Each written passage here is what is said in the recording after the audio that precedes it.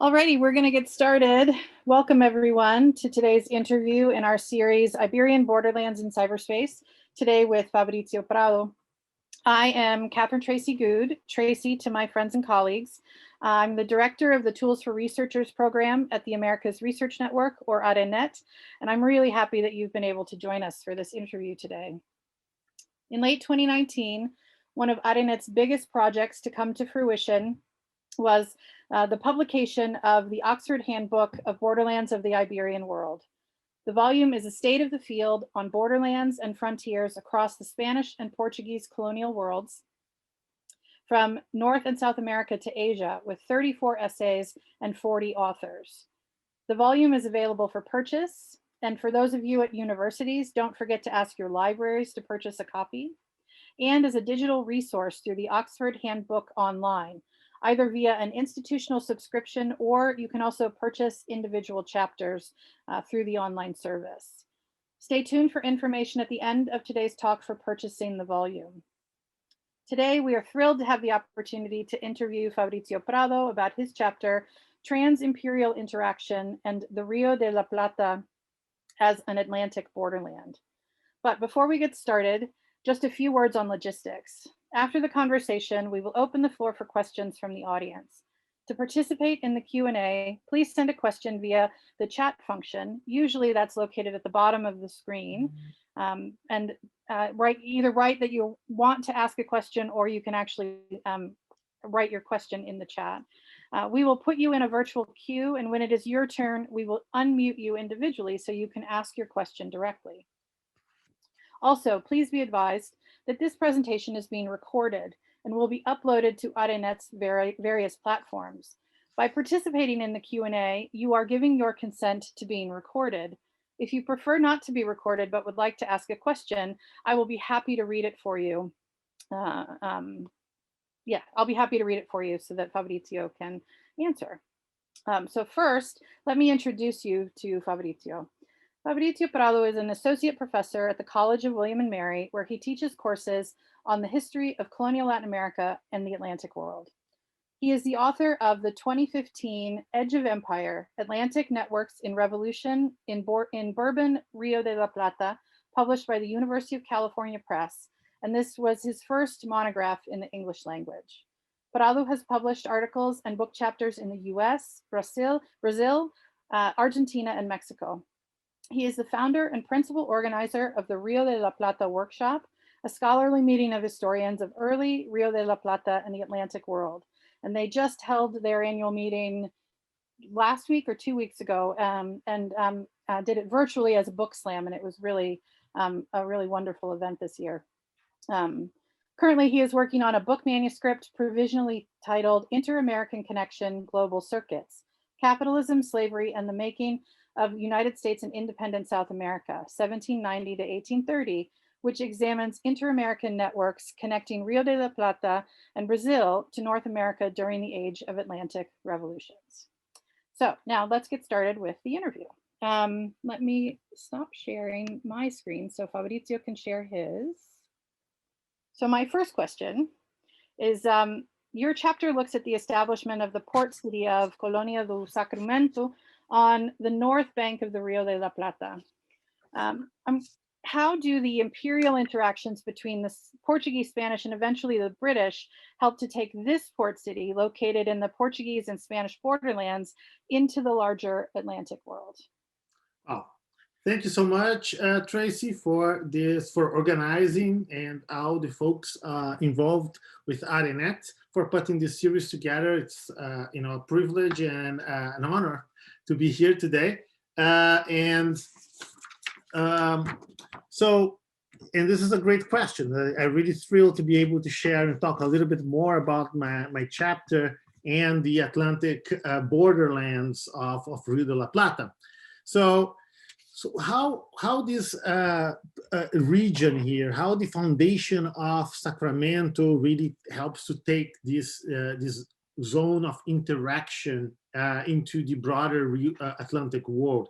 Well, I would like to start just showing, for a little bit here, an overview of what does this region looks like.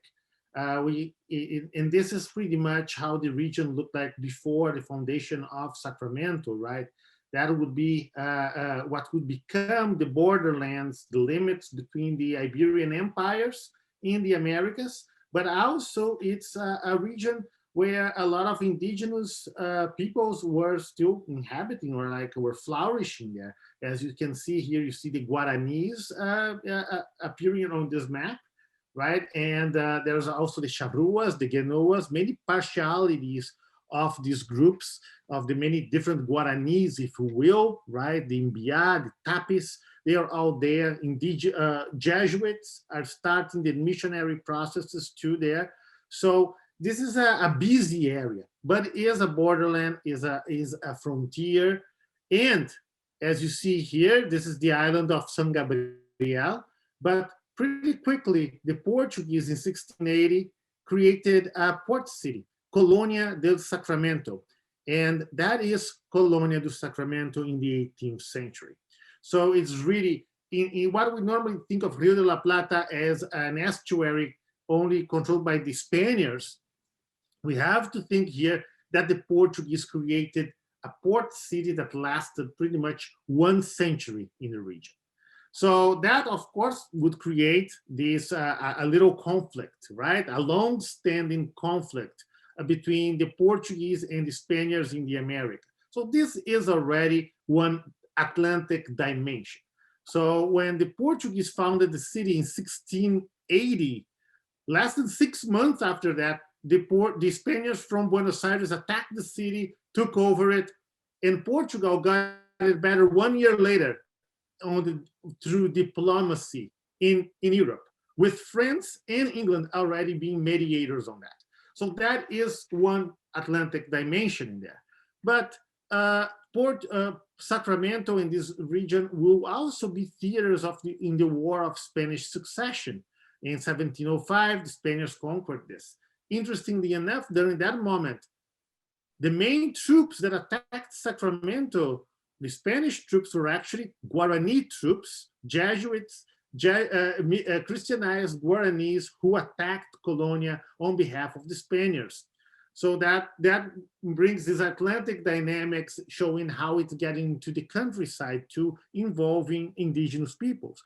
But it's on 1716 with the Second Treaty of Utrecht that Sacramento gets refounded by the Portuguese, now supposed to be a very strong bastion with population and a hot spot, a nest of contraband trade. So at this moment, then, we're going to have a stronger connection to Rio de Janeiro and commercial exchanges between the folks in Sacramento and the Spanish subjects of Buenos Aires. So Sacramento will soon become a hotspot on the slave trade.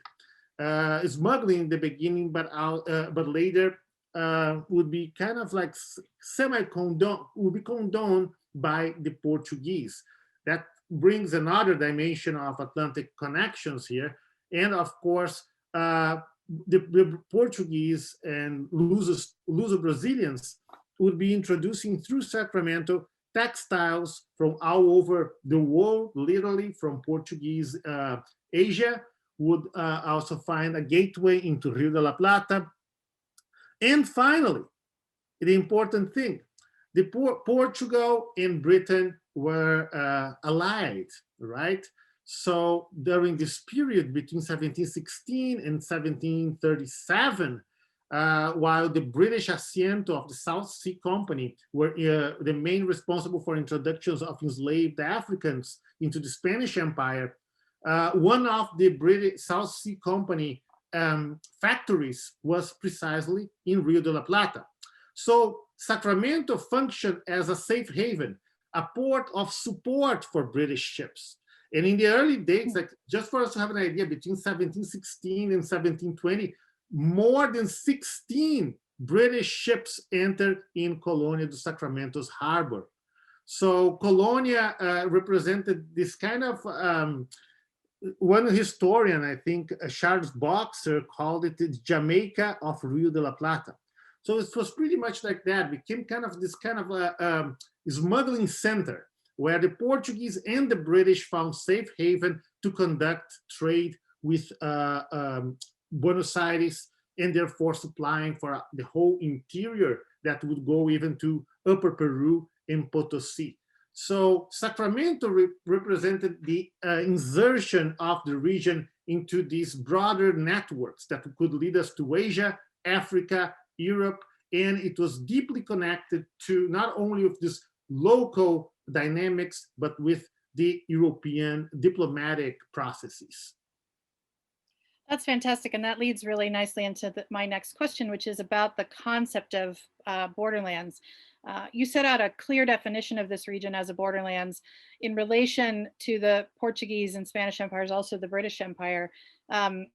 But you also lay out a really interesting definition in terms of this as a port city and what port cities mean to understanding borderland spaces. And in one place you describe it as a quote, porous oceanic borderland spaces. So first I wondered if you could tell us about what differences you see between Portuguese and Spanish understandings of the concept of borderlands, both in the historical documents, but also in the historiography.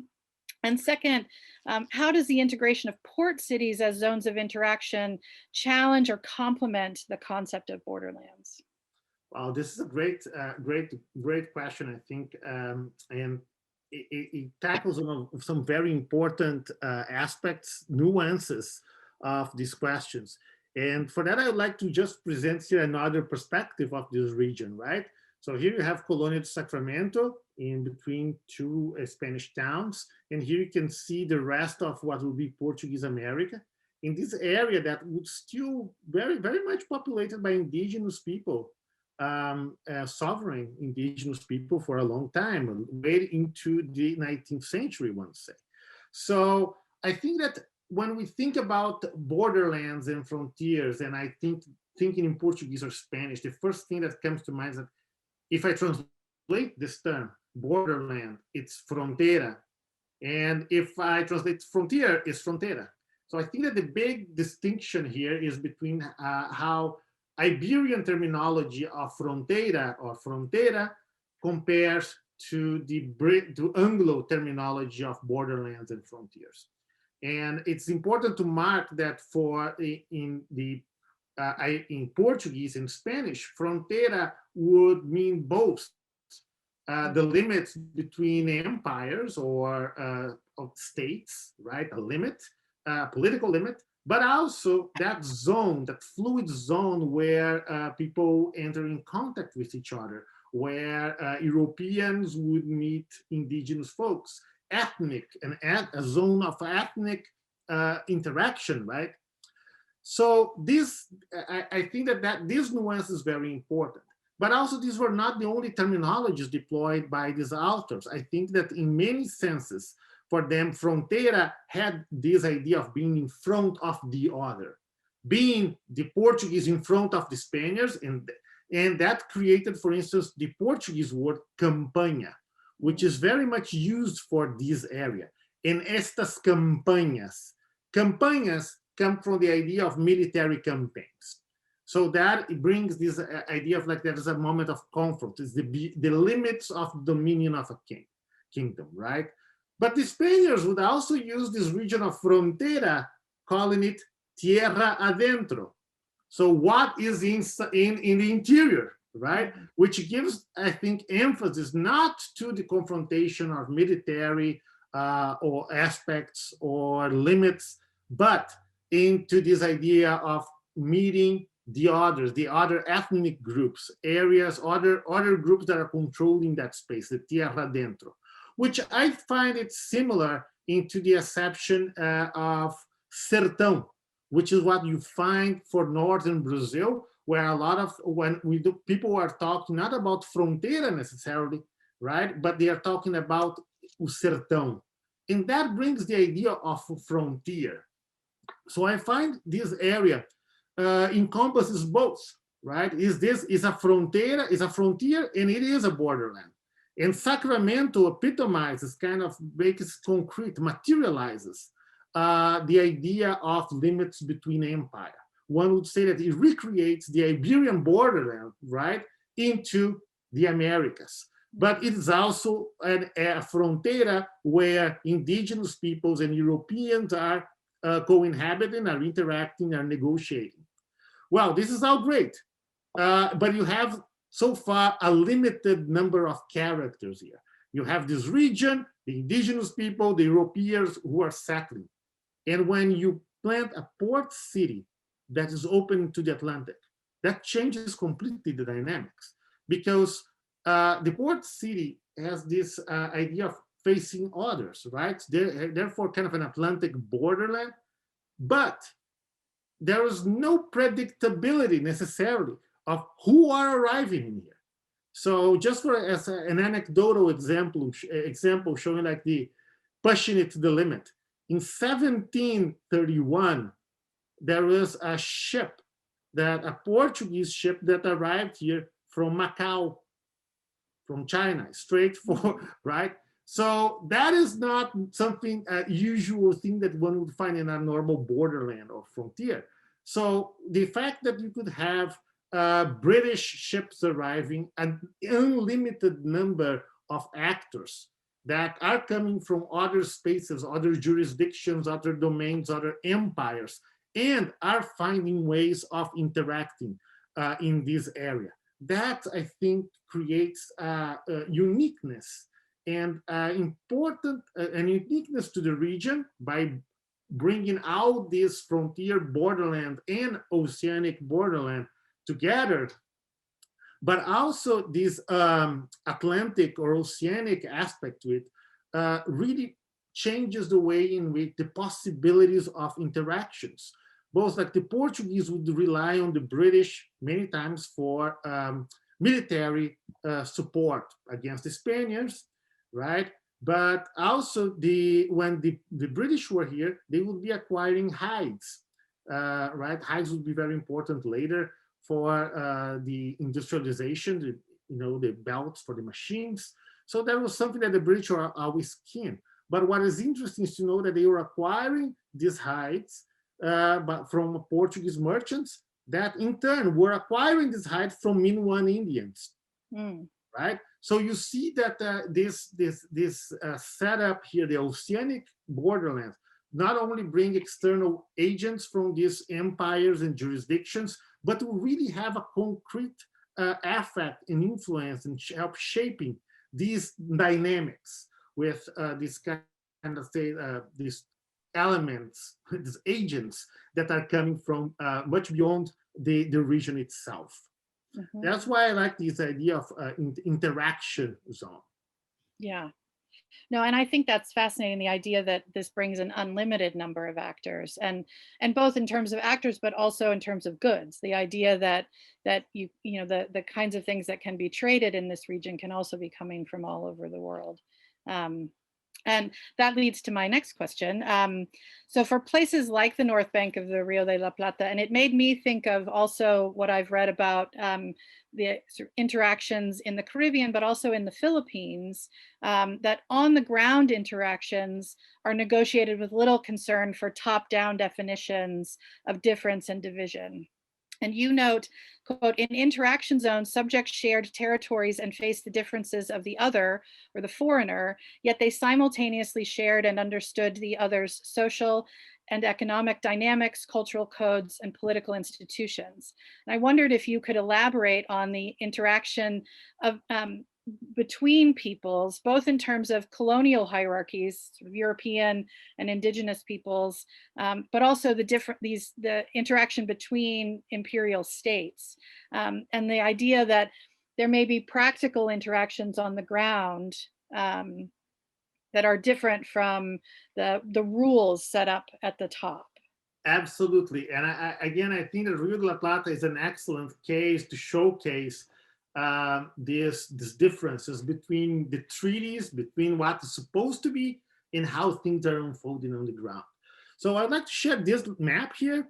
So here, this is Colonia do Sacramento, this little town here, right? And this is the area where the Portuguese had their their estancias, their farms, and where they have their corrals for cattle, right? Like these wild cattle that will gather together, round up.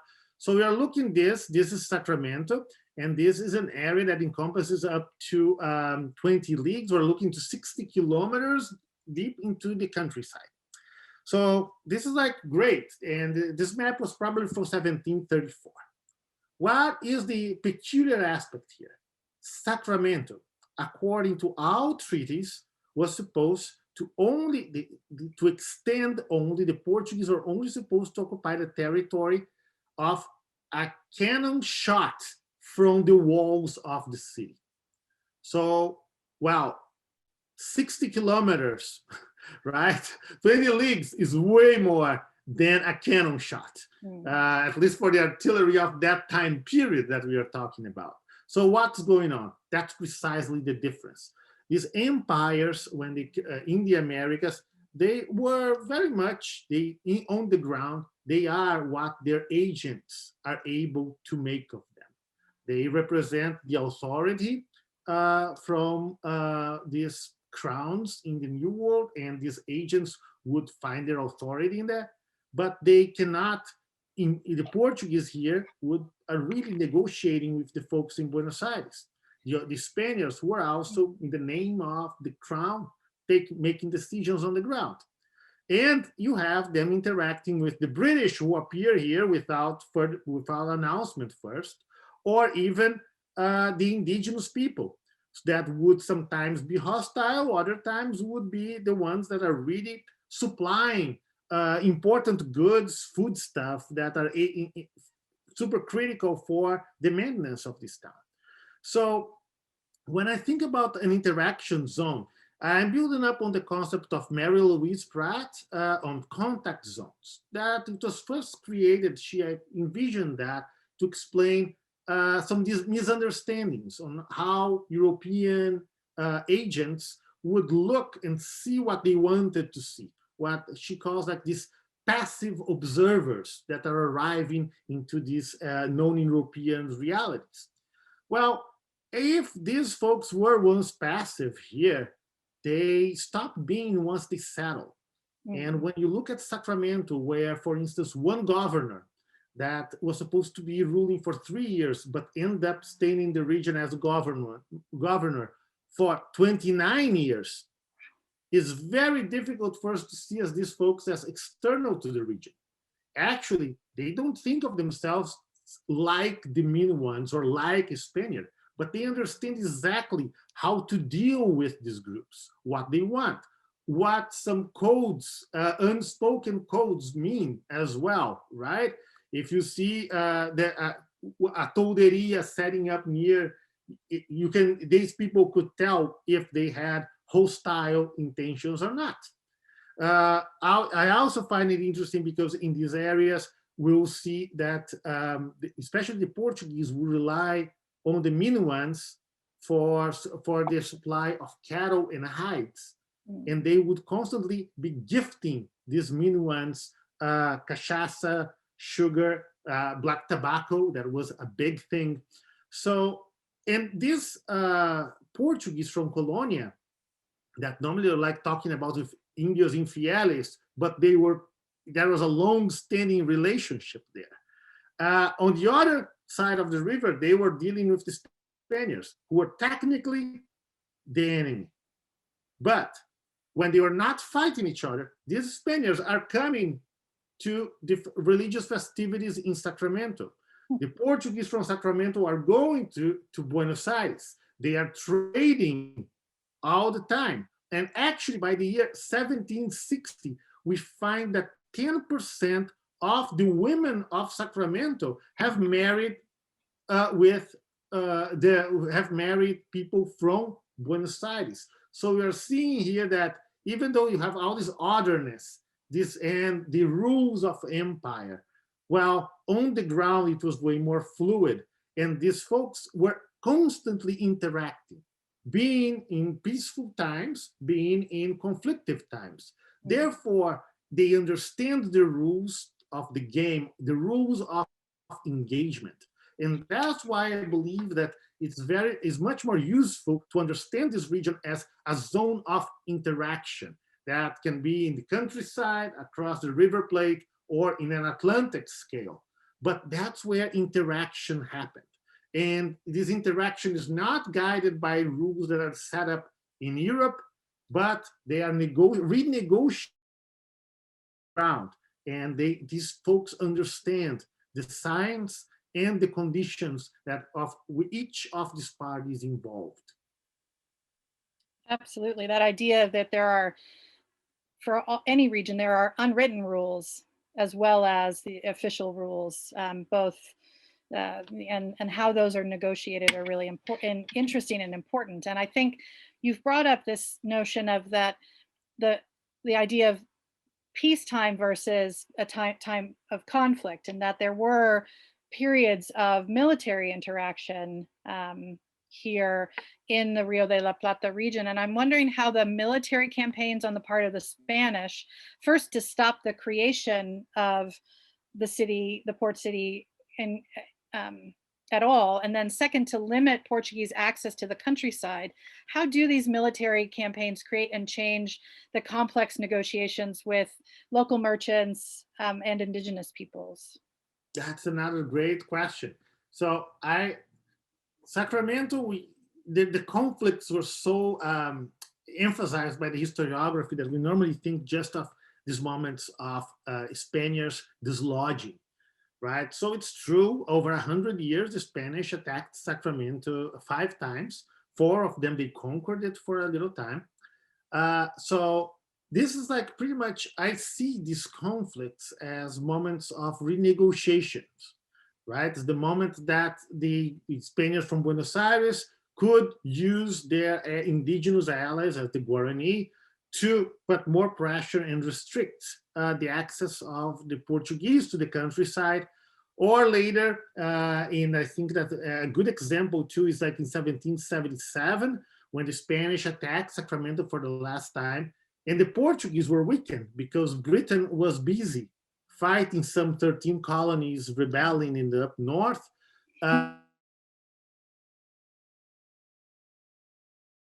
Support for Sacramento to defend the Portuguese possessions there.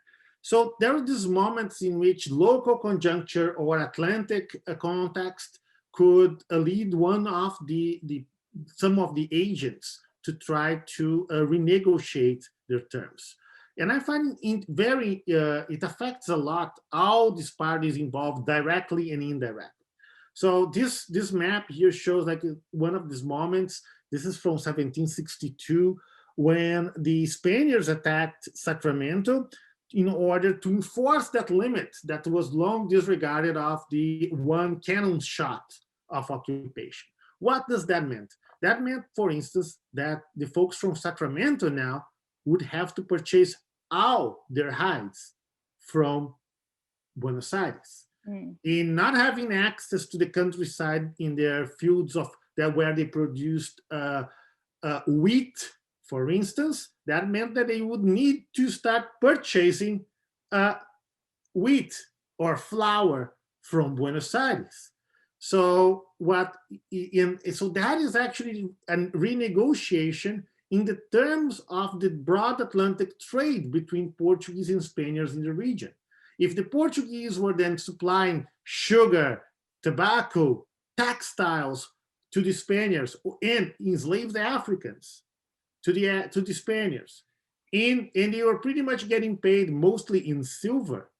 If the porteños of Buenos Aires now are forcing these Portuguese that they would have to take hides, they would have to take food stuff.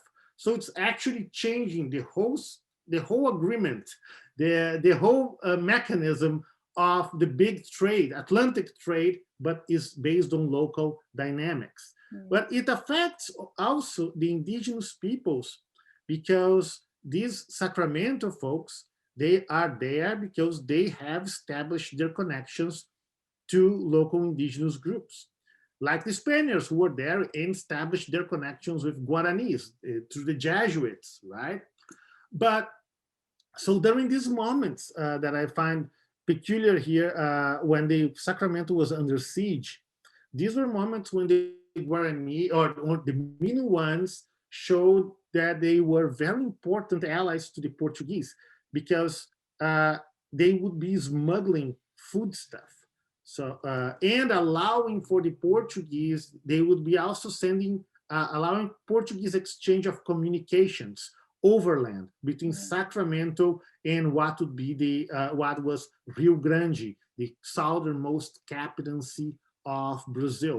So when you're looking at these moments of conflicts between the Portuguese and the Spaniards, we cannot actually think that these conflicts were a mere fight between Europeans in the region. The Porteños would use several times their Guarani allies as the troops against Sacramento. And the Portuguese would use their Minuans allies in order to breach these blockades, right? So all this geopolitics here between Spain and Portugal are absolutely intertwined with the indigenous sovereignties in the area, with their political goals, immediate and in the long term as well. That's so interesting. And I think what the main thing that keeps coming up, and is such a big part of this story, is that the history of smuggling and contraband, that that you have the development of an economy here that is trans-imperial, and but all economies at some level are still local, even if they're connected to these bigger networks. And a big part of this is the smuggling and contraband. How much of this do you think is due to the location in the borderlands, or to the function of these larger colonial and imperial economies? So I guess it's the question of how is it because this is a borderlands region and it's because of the local negotiations, or is it because contraband and smuggling is a part of bigger of the bigger economies writ large as well? Well, this is a big question. Thank you. So it's almost like a question of the hen and the egg, right? What comes? Well, so I think that location is everything, right? It's location, location, location. But that doesn't mean geography, geography, geography.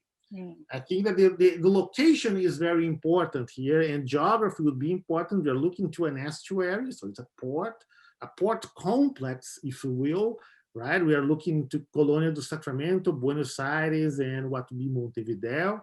So you have several actors, and like several gates, if you will, to connecting the interior to the Atlantic.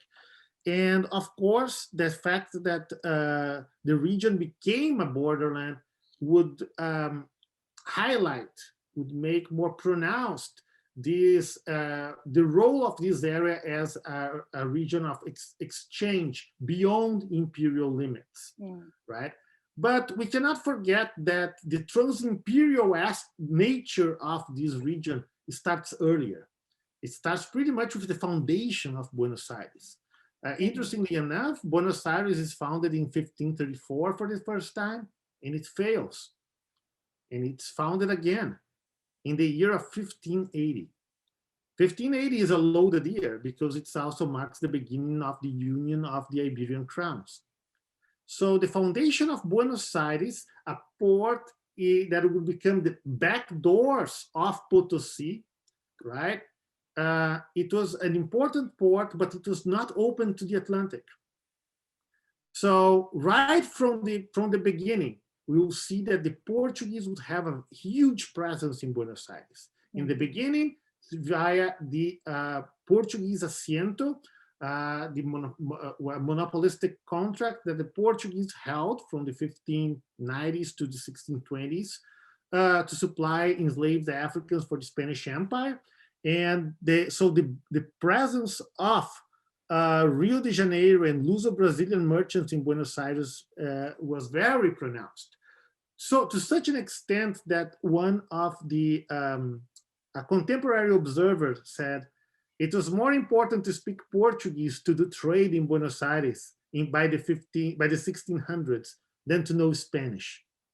So you see that even though it was not officially a borderland, the oceanic borderland already made this region a region of contact, and made contraband trade a critical point in the structuring of these economies. Mm. So I would say that in this perspective here, the Atlantic dimension was very important in shaping what this region would become. But we can move forward, and after the end of the Iberian Union, the expulsion of the Portuguese, this region will also host a lot of Dutch merchants that would also be connecting the region via smuggling to the broad Atlantic world, emphasizing here the idea of an oceanic borderland. And then in 1680, with the refoundation or the foundation of Colonia do Sacramento, that meant the return of the Portuguese to Rio de la Plata. Then we have this, the local dynamics would acquire even more importance, because now you really have the creation of this borderland, the reproduction of the Iberian limits between Spain and Portugal in the Americas. Mm. So then local dynamics will mediate even more, right? How these agents of the broad Atlantic world would be interacting here. So I would say that location is very important, because if it was not, this region was not in some way the back doors of Potosi, things would be different. Mm. Also, this region you have is a port region. And interestingly enough, Sacramento has a much better port than Buenos Aires could ever have. So you have some geography aspects. Mm. But it is because of the settlements, because of the commercial routes built by men or humans, right? That that this region would acquire importance. So location is very important, and you have to build on the agents and the networks that were reaching this region, and building upon the geography. Mm. So I think that these two, it's impossible to separate these two dimensions. The Atlantic context that generates out of the settlement and human activity that will affect indigenous people there and build up on that, and the geography of it that permits that these routes are developed.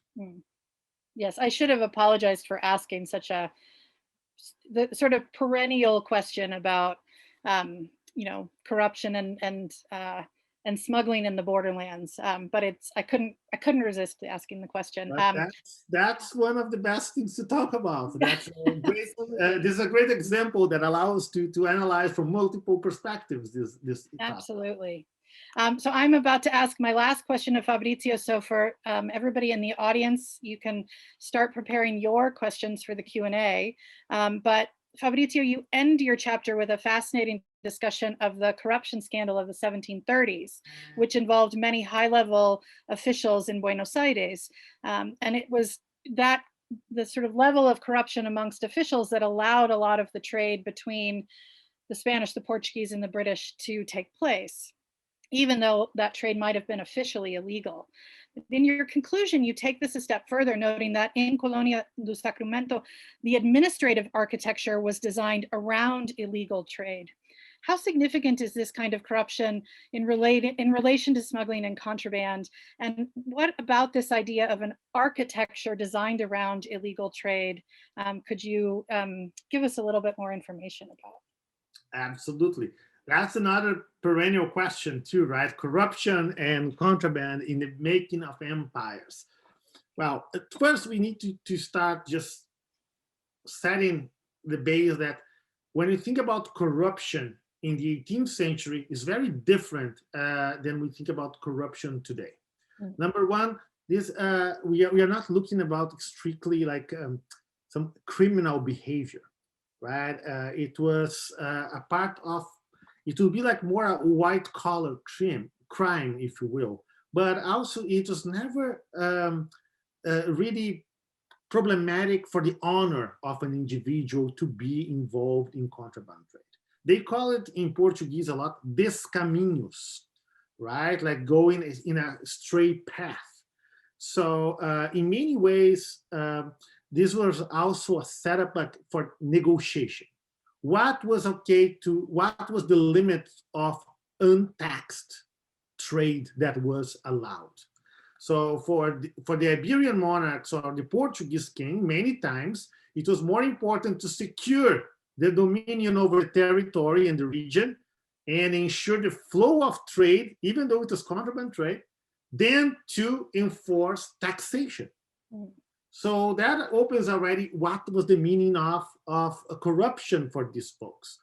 In other moments, we know after the earthquake in Lisbon that the crown really cash-strapped. They were gonna enforce and be tougher on requiring their agents to collect taxes. So this negotiation, what was considered contraband, varied according to time, who were the contrabandists, right? The smugglers. A governor had much more room, and that was the case for one of the governors of Colonia during this time period, that they found out there were some denunciations, exactly product of this big corruption scandal, right? The royal officers of Buenos Aires in Colonia, they were in cahoots with the British, and they simply charged the British some bribes to allow British ships to stay longer in ports, or to delay the inspection to facilitate contraband trade. Well, these governors, especially the Portuguese governor, was found guilty. But the Overseas Council in Portugal says, well, this guy has been able to keep the peace with the Spaniards and kept the flow of trade. So your majesty would be much better, much better if you keep him in charge, because things are going well. So that gives us a sense of this, of how this idea of contraband and smuggling should be considered as part and parcel of these economies, and not some kind of alien moment or extraordinary moment, or simply kind of an error, a problem in the system. And I can go deeper here and say how the architecture of the power in Colonia was really designed to meet contraband trade needs. So this great topographic Carta Topográfica made by a Jesuit, Diogo Soares, right, one of the to southernmost Brazil. He drew this, which shows the city, Sacramento, the walls, all the neighborhoods here. And we see that all the merchants would acquire land precisely here near the port, giving them access to the bay, so they could easily, exchange goods under the cover of the night. But that shows a little bit of the architecture of contraband. The architecture of power is even more interesting, because you look at these little boxes here, and you see these are islands. All of these little islands, some of them are the buildings, but these little islands, they are all in front or near Colonia. And these are the islands where smugglers would exchange goods. So they would negotiate that their deals, and they were supposed to deliver the goods later, normally in islands on the River Plate. So each of these islands here had an officer, a Portuguese officer that was nominally in charge, had jurisdiction and control over these little islands, right? So you have a commandant of this island, another sergeant major that would be covering this another island. But these military officers were also merchants. So what that ensured is that by acquiring a patent to control a little island, these merchants suddenly would have jurisdiction and control over a safe space to conduct contraband trade. These merchants would be the ones purchasing the offices of customs judge that would determine if an arrival of a ship is legal or not. And even more interesting, how was the bureaucracy of Sacramento funded? Were they receiving money from Rio de Janeiro? Were they receiving like an equivalent of a situado or so? No. Actually, the payments of the local administration were normally made by advancements from local merchants to the local government. So what you're seeing here is that the local merchants, the smugglers, are actually financing local administration, and the governor would give them letters of credit, right, over Rio de Janeiro to be paid in another center of the empire. So these are examples that I hope illustrate how the architecture of power here and the architecture of imperial architecture of this outpost, commercial outpost, really was geared by smuggling. It really is such a fascinating example of processes that I've seen in different places in the Spanish Empire, but and this graphic is really fantastic. And with that, though, I'm going to open the floor to the audience. I had a comment from Cynthia Radding. Would you like to? Hello to everyone. And Tracy and Fabricio, thank you so much for this just wonderful dialogue, and the illustrations are just fantastic. I actually was going back to the very first map that you showed us and that you then repeated, only to show, and of course I was looking at a little bit more into the interior, and you mentioned what the Spaniards would call this tierra adentro. But as you go up the Rio de la Plata, which then becomes part of the Rio Paraguay, there is this so-called lake, and I think Hal is very familiar with it also, El Lago de Jarais, which appears on map after map after map. And it was supposedly the easternmost boundary of the province of Chiquitos, which was on that map, which today, of course, would take us into Bolivia. This lake as such probably never existed. It was more a vast network of wetlands and very, very small rivulets, which in fact confounded Cabeza de Vaca and others that tried to navigate that far north. So I just wanted to say that you pointed out some of the aspects around the ports, but this also shows the different ways that European actors and also indigenous actors perceived and imagined their space.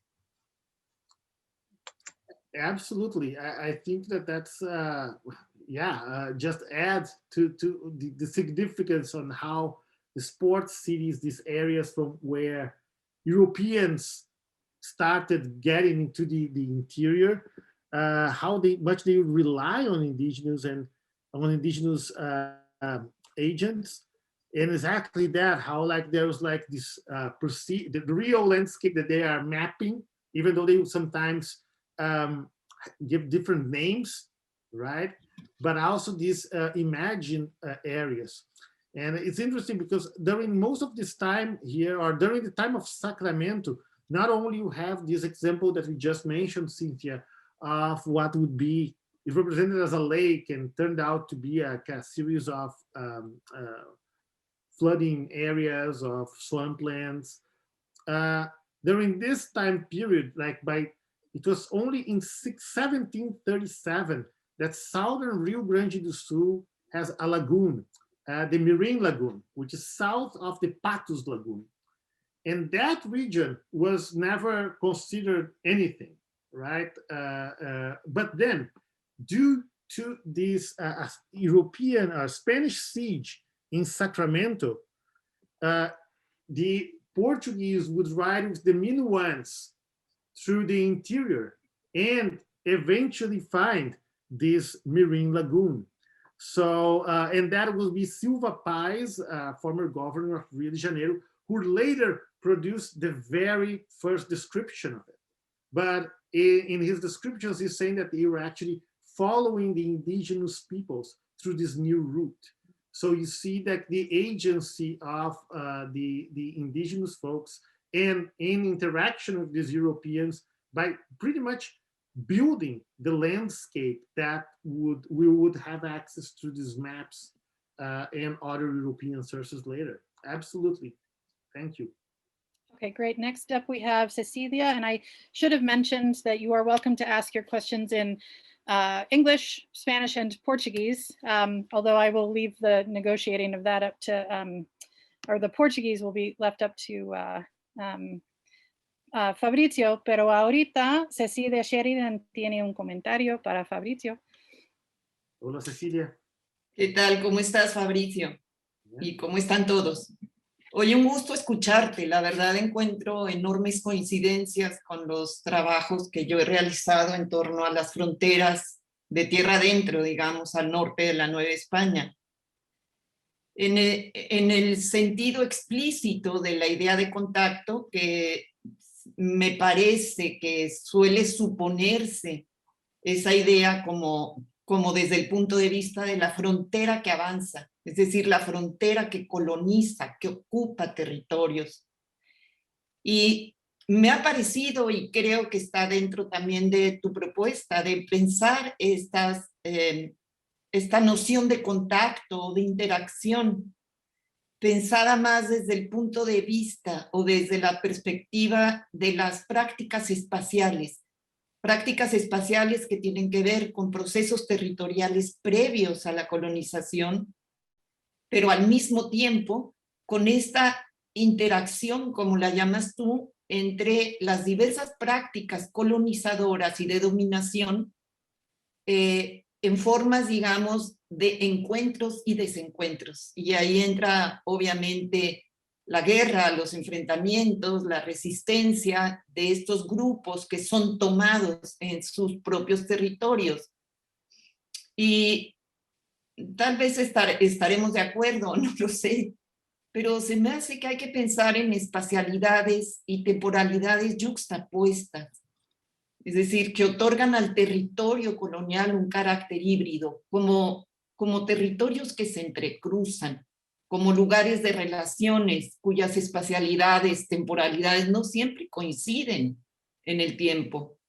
Es decir, se trata, no sé si lo verías así, de espacios habitados que trascienden el propio espacio geográfico. Es decir, sería como la geometría de las relaciones de poder, consideradas dentro de espacios escasamente poblados o no controlados de manera rígida, como supone un imperio, supone posteriormente un Estado.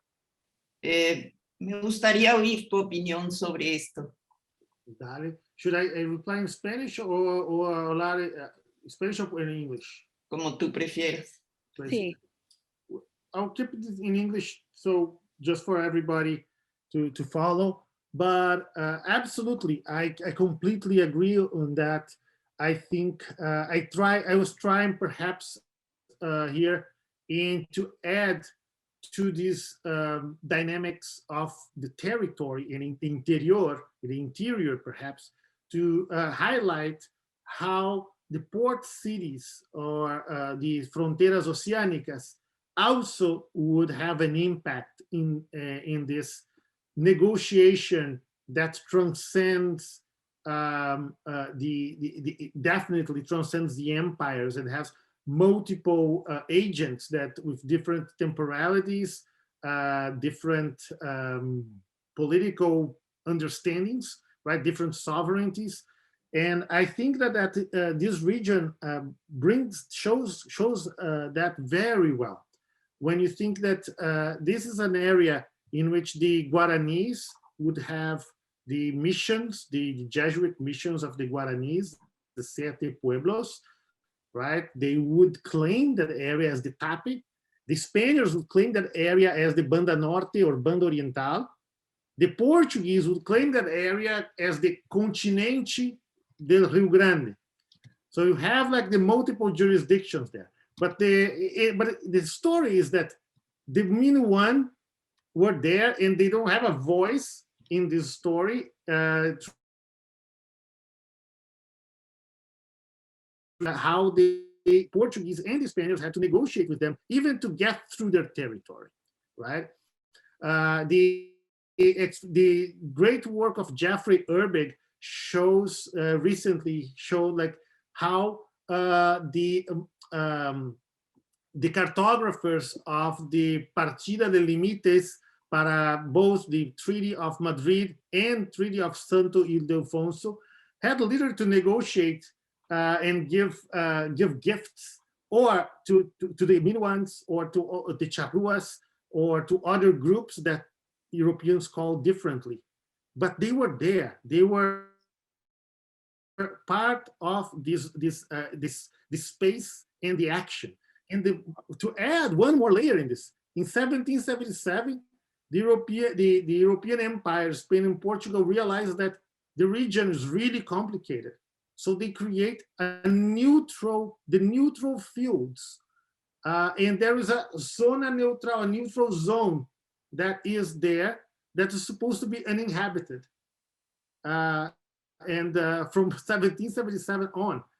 And of course, it was never uninhabited. If you look at the maps, you'll see like literally like areas with like houses, estancias. But also this was an area where the indigenous people never considered it a neutral zone. So, and you will see that the persistence of Charruas, Minuanes, the Imbiá Guarani, which were the Guaranis that were not in the missions, they will continue to appear there even beyond the period, the independence of these national states. So absolutely, I think that we need to conceive this area of borderland frontiers with the multiple, this spatialidade, speciality, right? And that goes beyond the European empires, that goes beyond the agents itself. I think that it's multi-generational over time there. But I also think that we need to consider the impact of these port cities and connecting these dynamics in the interior to broader trends or broader processes that are unfolding elsewhere. So I would even complicate a little bit more the overlapping dynamics in that. Absolutely. Thank you so much, Cecilia. Excellent. Okay, our next question is from Hal Langfer. Here we go. Yes, thank you. The floor is yours, Hal. Thank you, Tracy. Thank you, Fabricio. It's great to see both of you and others today. I want to quickly interject that I'm using the handbook in my graduate seminar this semester, and it's just turning out to be a fabulous resource for my graduate students. My library has acquired an unlimited digital license to use the book, so the students can consult selected chapters from week to week, and it's just working out really, really well.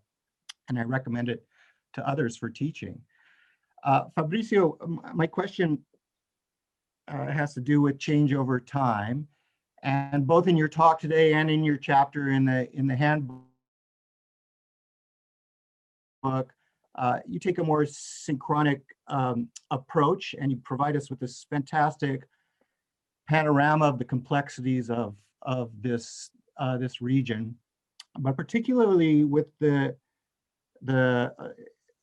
the area of imperial consolidation. I wonder if you think it's fair to, or how you would identify a sort of trajectory over time. That is, in this constant push and pull between imperial administration, state formation, which you said beautifully in your talk, empires are what their agents are able to make of them. I really like that phrase.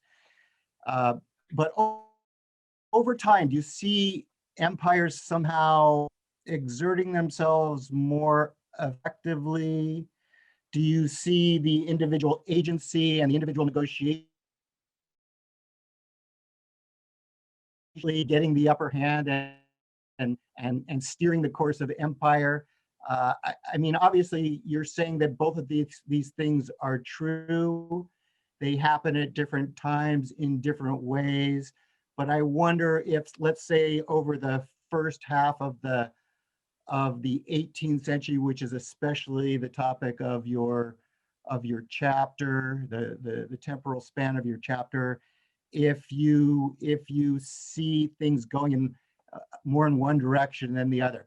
I'm also thinking of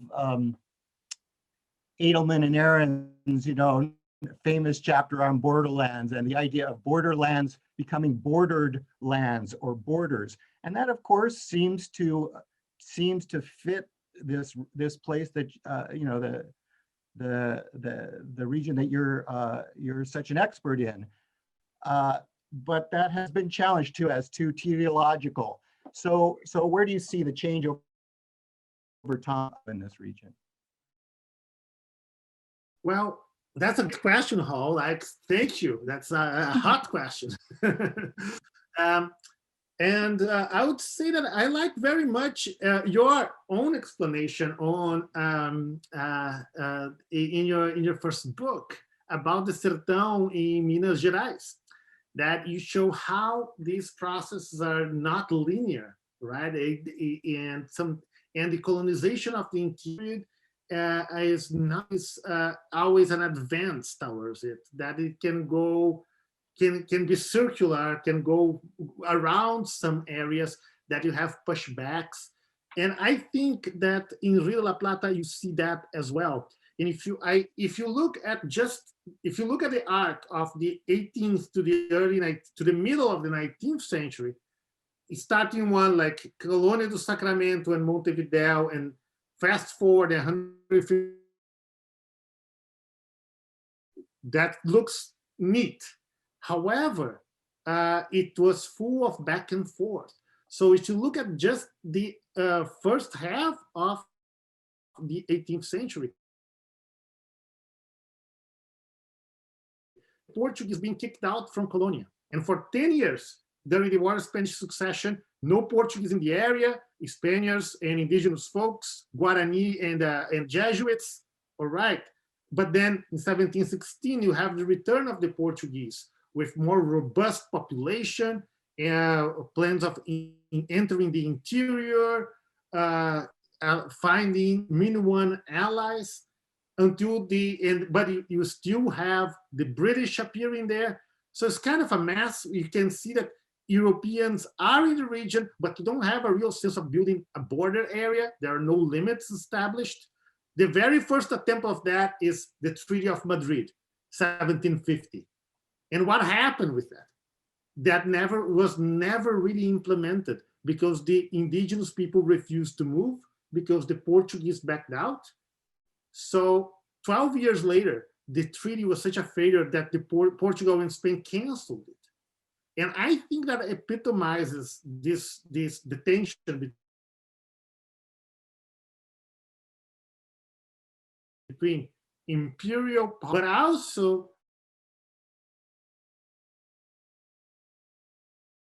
one would like to build, like we're getting to enlightenment, the states are becoming strong empire, but not really, because they had to cancel and rethink their own plans, either because you have changes in the metropole or because the dynamics on the ground are completely disconnected of what these diplomats were thinking.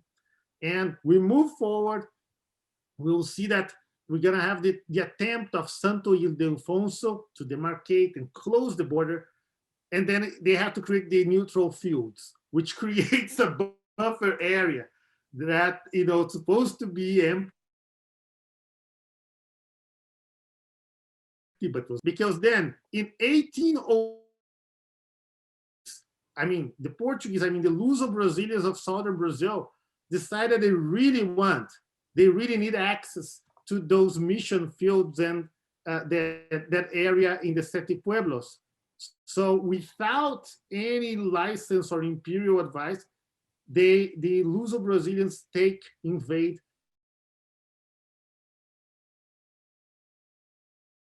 of Rio Grande do Sul, the invasion of the missions. So we see that even when it's looking like consolidation of imperial power, actually you're going away or around imperial regulations or imperial policy, like the invasion of the missions by Luso-Brazilians without any respect or regard to what Portugal is telling them to do. So I'm skeptical about the empowerment of these entities, of states, without considering what their agents are doing on the ground. And I think that your point for Forbidden Lands is fantastic and shows exactly that how it's very circuitous, is never in only one direction, is not a linear process. Thank you. I better go back and read my book.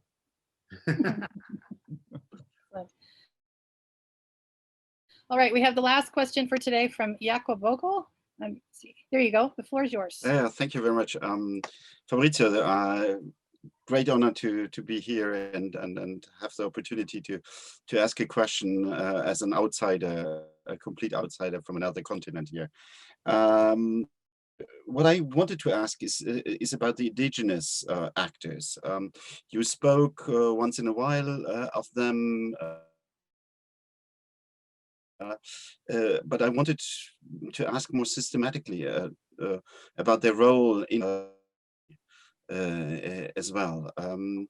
And perhaps just to share, my first thought was, Borderland is an idea linked to empires in the region, so it wouldn't apply to indigenous people perhaps at all, because their map is perhaps different than the imperial map. But then the second thought was that they were living 200 years, at least in the 17th century, no, in the 18th century, 200 years already in this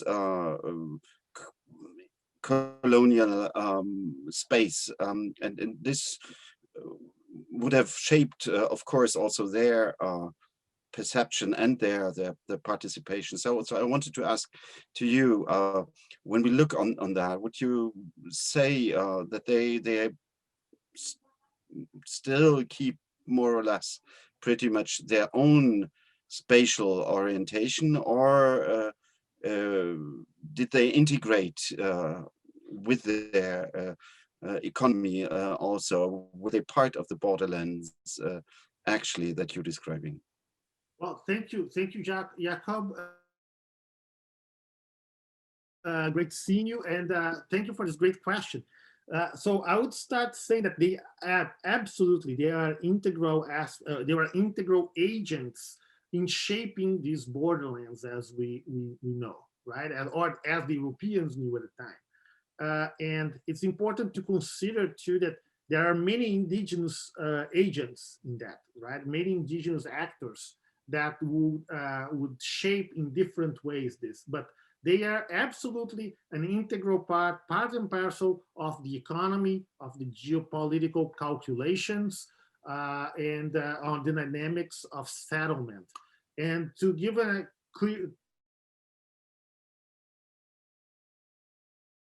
quick view, they understood where they could go, and they would play with the presence of Europeans. So to start, like the Chinese, right? Chinese with the Spaniards started their first missionary campaigns in the eastern side, in the eastern border, in the eastern margin of the Uruguay River in the 17th century. And so the Chinese of the eastern, of the Banda Oriental, if you will, they would call it the Tape, and they would see themselves as the Tape Guaranis within the larger Guarani community. So there is a process of territorialization there within. And the Guaranis would align with the Spaniards and actually be agents in kicking the Portuguese out. But these same Guaranis that were with the Jesuits, aligned with the Spaniards against the Portuguese, would oppose the creation of Montevideo by Spaniards, because they saw the colonists of Montevideo as intruding in the estancias, into the grass areas of the missions. So that you're gonna have some conflict there. And in this territory that the Guarani saw as Tape, the Portuguese saw as the Campanhas of Sacramento or the continent, the Minuans and the Charruas were roaming, seen as their own territory. And they would prevent sometimes the incursions of the Portuguese or Spaniards into certain areas. And other times they would be the ones providing hides, providing other goods that the Portuguese wanted, or even guiding the Portuguese some new paths in there, in this region. So that's why I love so much this region, because it brings the idea of this frontier. It brings the political borderland between empires, and it shows it persists for a long time, these multiple agencies with these overlapping landscapes, if you will, and that in the interplay between them will change over, the balance of power would change over time, sometimes weakening the indigenous people, later on strengthening them again. And you'll see that this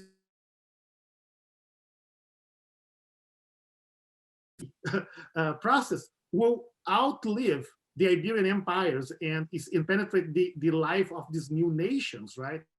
That's when you see that happening. And it's very interesting that I like always to point out that according to the dictionaries, Hawaii's Dictionary of Portuguese Language, I think that if you look at the word Indio, of course, indigenous person goes, but go to the 4th or 5th definition. Rural worker of Rio Grande do Sul, of this area. So you see that the integration of indigenous peoples into the rural economy, so big that rural worker, oh, un indio paisano, right? And they are talking about, it shows the persistence and how the indigenous folks would be part and parcel of all this process, and would literally shape not only the empires but the nations in these areas. Excellent. Well, I'm so sorry I'm always sorry when we have to cut these conversations short, but the presentations have to end at some point. So thank you all. I'm just going to share my screen quickly with information on either purchasing or accessing the volume or accessing individual chapters from the volume. But of course, many thanks to Fabricio Prado for joining us today. It was such an interesting conversation. I'd also like to thank my co-host, Greta de Leon, Executive Director of ARENET, who's been managing everything behind the scenes, and especially to all of you in the audience for joining us today.